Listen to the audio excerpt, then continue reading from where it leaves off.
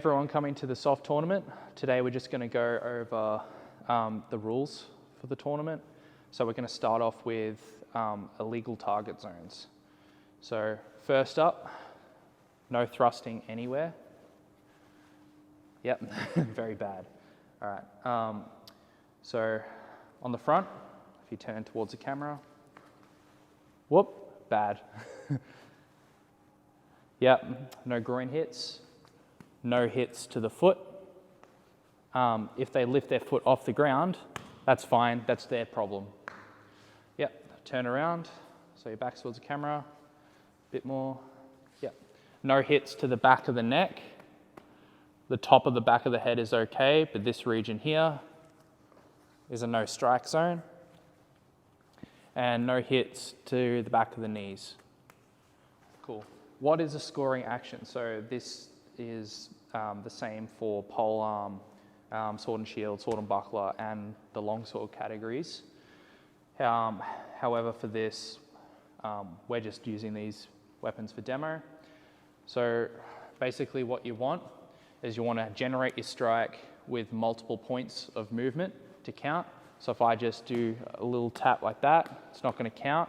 However, if I launch that with a significant body movement, then that's going to count. Yep. Or you can just bring it up, large range of motion, or a good utilization of your full body. What won't count, say they've got their shield up, and it comes in, hits the shield, most of the impact is taken on the shield, and maybe it gives a little touch on a legal target zone. That won't count. However, say I'm offline a little bit, it mostly hits the arm, so it's mostly on the arm and it just touches the shield, that will count as a point. Yep. And it's the same thing with the sword. You treat the sword exactly the same as the shield, but this is where you have guard breaks. So if I come in, most of their force is taken. Yep. And then maybe it touches. That won't count if all of the force was taken out by the sword, and then after that I've just placed it and it's touched. That's not a valid hit. However, if I hit his guard and he doesn't have a very strong guard up and it just blows through, that will score as a point. That scores. Yep. Cool. Another non-score, this is a legal target, but it's not a scoring target, is the hand, that's for polearm duels only, sorry. Polearm duels only, hand shots don't count. Yeah, so they count for everything else, just not polearm duels. All right, so expected hits, intensity. So this is also going to be treated very strictly for this tournament. We're not striking to do any kind of damage like you might do if it was a full armored contest. For this, it's basically scored sparring, so we want to be hitting as if it's a high energetic but friendly sparring. So I'm not going to come in and do a big hit. I'll just hit your padding where I'm just trying to smash and hit hard, or like get your shin guard just so it doesn't hurt you. I'm not going to try and like just do a big hit. What I want is a bit more, you can be quick, but it's not trying to drive force through your target. And it is quite obvious for the marshals to see the difference. So you might think, oh, why am I getting penalized for this if I'm hitting at the same speed? And basically that's just because you're not following through as hard with this structure. So what a good but quick strike might be. And if you notice there, I might be hitting quick, but I'm not trying to drive the force into my target.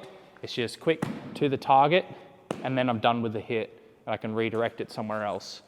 It'll help you get more points anyway. You usually get more reach. But yeah,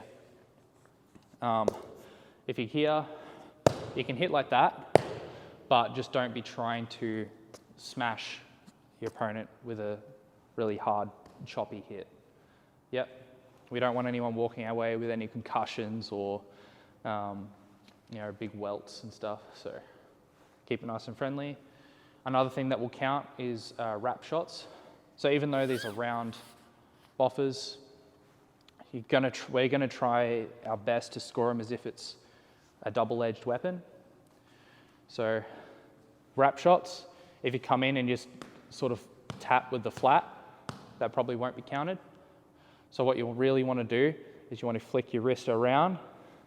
So basically have your palm facing away from your opponent. Boom. So totally flip where your palm is facing, and that'll get you the back of the sword. So a good way to sort of judge is if your palm is facing to the ground, that's going to be hitting with the flat. If your palm is facing towards a wall, that's probably hitting with the edge.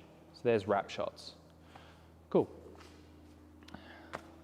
Anything I missed there, or that cover it, you think? All right, cool.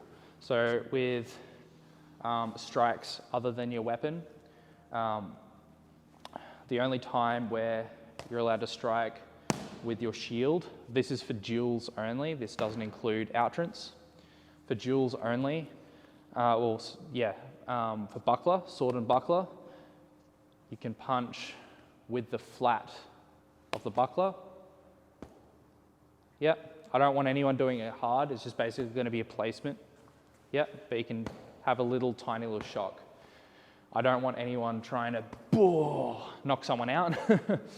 Yep, it's just a little boop with the flat, not the edge. So we can't punch with the edge. Any other category, so if with a shield you punch, yep, do a big punch, boom. Yep, that's bad. However, in sword and shield, you can plant and press. Yep, that's totally legal. Yep, cool. So that's a shield. With your legs, no kicks, no elbows. Keep in mind this is duels only. No punches. Yeah, no kicks with the shin. No headbutts. So yeah, but there is some limited wrestling. So where the one part that's not allowed is basically any throws you're trying to take them to the ground, boom. In duels, that's not allowed. Pro fights, that's heavily rewarded, but that's a different story. So you're not tripping, no trips, no sweeps. You can't grab the head. However, you can wrap the arm. Boom, this is legit. You could force a disarm. That'll reward you with 3 extra points if you get a disarm. But another thing is you can wrestle the arm and control it, like here. Boom. So here I've got the sword controlled. I can come around, get some hits, get some wrap shots. And then, say my opponent gets sick of me wrestling, you tie me up, wrap this arm, boom. I'll try to get out. And if this is stopped for 10 seconds, like no one can get out, so I could try to pull out. No, he's blocking me. Then it's going to be a break. We break up, boom, and then we're fighting again. Cool.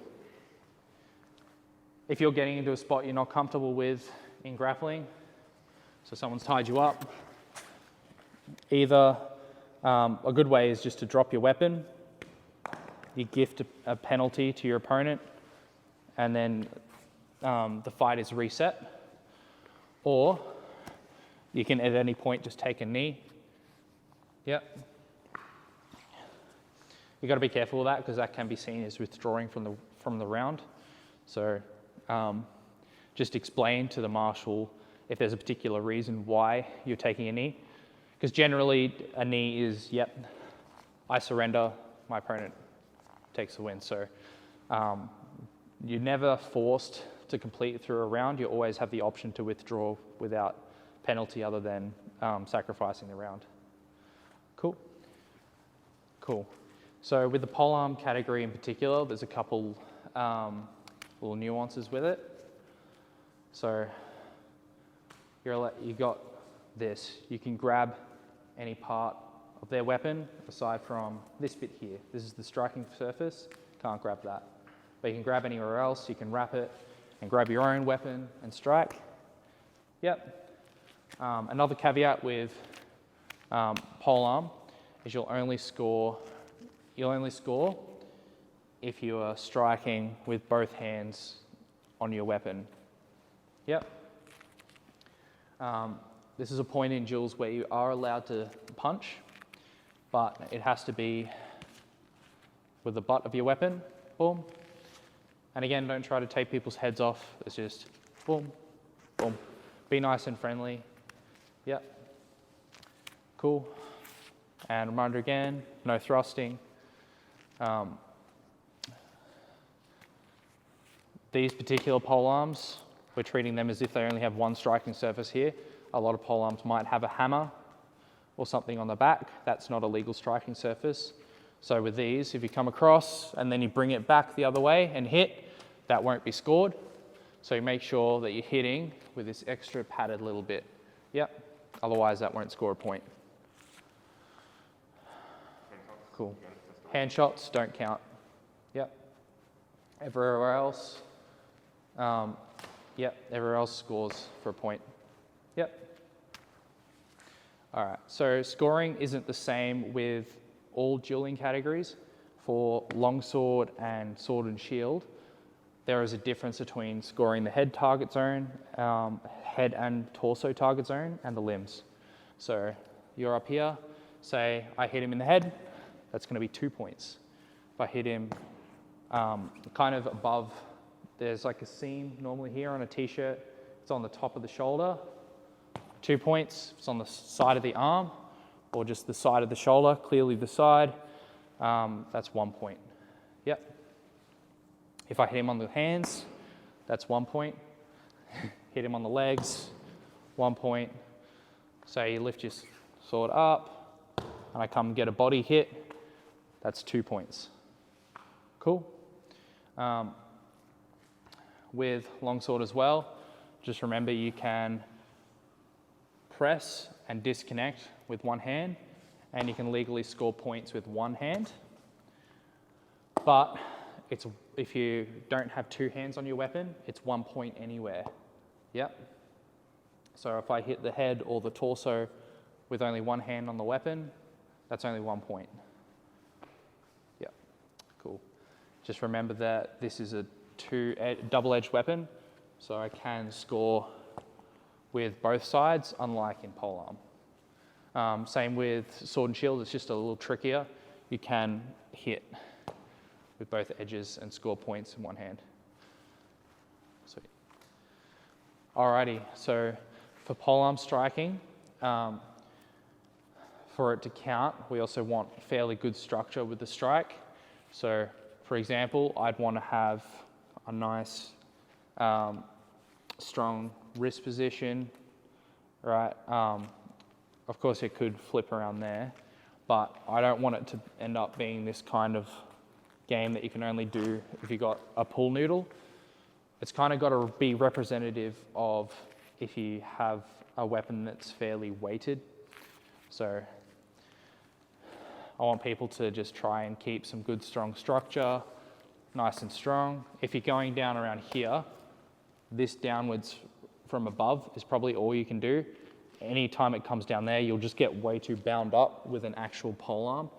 So I'd advise people to try not to do that. It's not a long sword. Yep. So if you want to hit those targets, practice your grip switching. Yep. So you're hitting from the right, boom, switch your grips, boom, boom. Yep. Boom. Cool. Then you can always come in, row, and that's different too. So this probably isn't something you're going to be able to do with a polearm. Yeah, none of these. This will not be counted. Cool, nice and strong, boom, boom. You can do these ones. Yep. Cool. Anything you'd want clarification on? Just make sure that there's swings and that Yeah. it's imitating there's a kilo and a half on the end of a meter and a long stick. Yeah. The leverage is real. So just keep in mind that there's leverage with this. This is foam, so it's different. Just try to imagine you're fighting with a long stick that has like a kilo weight on the end. Yep, so imagine how it feels holding a long sword backwards. That's pretty much what it is. Yep. So don't fight in a way that's only enabled because you're holding a piece of foam. Make sure that you're swinging in a way that you could maintain if you had a weight at the end of a lever on the end of your arm. Cool. All right. Hey guys, do you want a new set of armor that's affordable, arrives super fast from Europe, and also supports Ukrainian armorers at the same time? Then use code MOLLY at medievalextreme.com for free express shipping. Do you like the look of our team's custom activewear? Are you in need of some of your own for martial arts and fitness training? Then look no further than xmartial.com. Stand out from the crowd with your own badass design. X Martial offer high quality rash guards, spats, training shorts and more, perfect for wearing underneath your sword fighting protective gear. Featuring highly durable and flexible materials, offering full range of motion while keeping form-fitting and highlighting your well-earned gains. There are dozens of amazing designs already on offer on their website. Check them out for yourself using the link in the description and use our code STEELWOLF for 10% off your next order at xmartial.com.